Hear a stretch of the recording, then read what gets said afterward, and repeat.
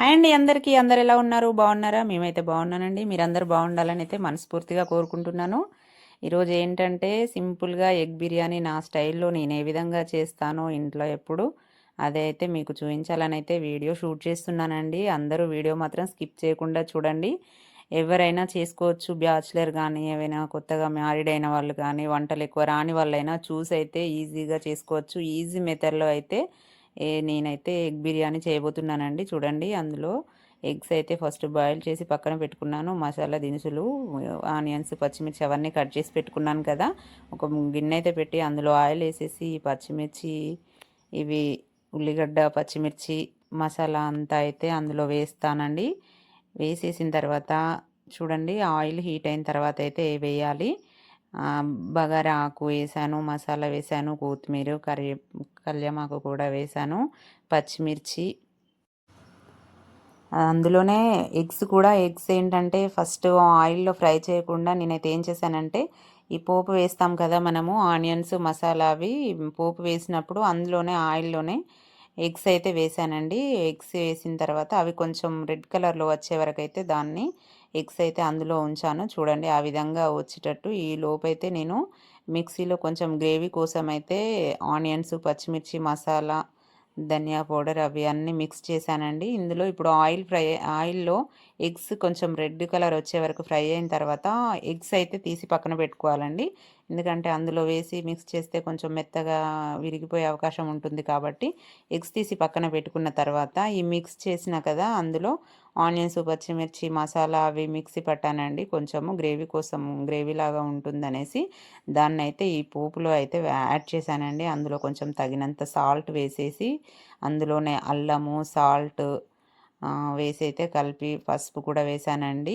కలిపేసి ఒక 2 మినిట్స్ ఉంచిన తర్వాత ఈ పచ్చివాసన పోయే వరకు అయితే పచ్చి ఆనియన్స్ అయితే మిక్సీ పట్టాను కదా, ఆ పేస్ట్ అందులో వేసాను కదా, ఆ పేస్ట్ కొంచెం పచ్చివాసన పోయే వరకు అయితే కొంచెం సిమ్లో పెట్టి అయితే ఫ్రై చేయాలన్నమాట. ఫ్రై చేసిన తర్వాత చూడండి, ఆ విధంగా వచ్చే వరకు కొంచెం ఆయిల్ పైకి వచ్చే వరకు అయితే చేయాలి. కొంచెం ఆయిల్ తక్కువే వేస్తానండి నేనైతే, బిర్యానీ కదా అందుకోసం అయితే ఆయిల్ అయితే ఎక్కువ ఉండదు. నేను ఆ పోపులోనే పెరుగు కూడా అందులోనే యాడ్ చేస్తానండి.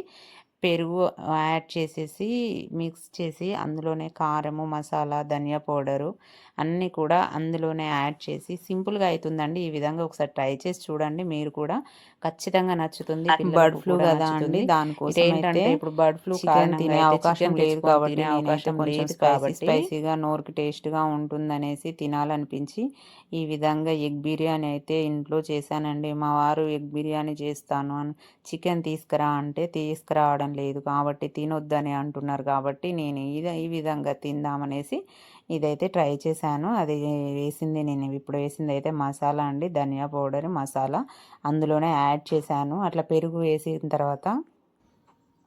వేసిన తర్వాత అయితే దాన్ని కొంచెం మిక్స్ చేసి ఈ మిక్సీ పట్టింది కూడా అందులో వేసేసి కొంచెం 2 మినిట్స్ పచ్చివాసన పోయే వరకు అయితే సిమ్లో పెట్టి ఉంచానండి నేను.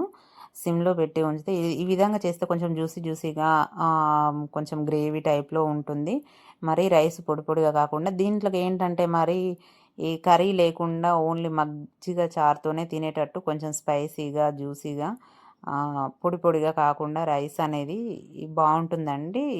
సింపుల్గా ఉంటుంది చేసుకోవడానికి. కొంచెం ఉప్పు తక్కువైందనేసి మళ్ళీ ఉప్పు అయితే యాడ్ చేశాను అందులో. బాగుంటుందండి, సింపుల్గా ట్రై చేయండి. వీడియోని అయితే స్కిప్ చేయకుండా చూడండి. ఎవరికైనా నచ్చితే స్క్రీన్ లైక్ చేయండి, షేర్ చేయండి, కామెంట్ చేయండి, తప్పకుండా షేర్ చేయండి.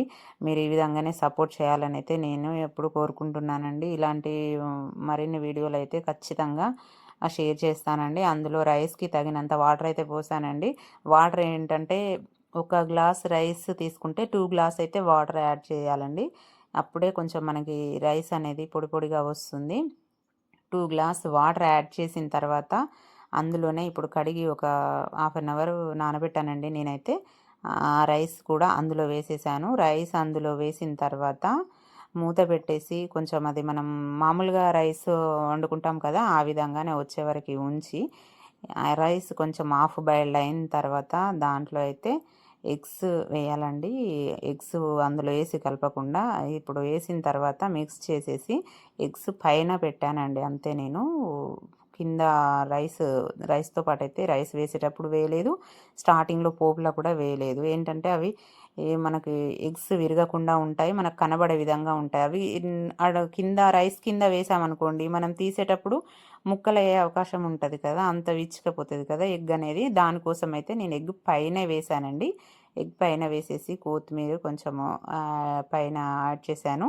ఎగ్స్ కొంచెం ఇలా కట్ కట్ చేశానండి, చిన్న చిన్నగా ఇట్లా చాక్తో అయితే కట్ చేసి ఎగ్స్ అనేది అట్లా కొంచెం రైస్ మధ్యలో వచ్చేటట్టు అట్లా వేసాను. కనబడే విధంగానే, కనబడకుండా వేస్తే మనం గరిటె పెట్టినప్పుడు విరిగిపోతుంది కదా. ఇట్లా పెట్టినామంటే ఆ హీట్కి వాటర్కి కొంచెం ఇట్లా మగ్గినట్టు అనిపించి ఆ రసము మసాలా అంతా ఆయిల్కి అయితే ఎగ్స్కి అయితే ఎగ్స్ లోపలికి పోయి టేస్ట్ అయితే బాగుంటుందండి.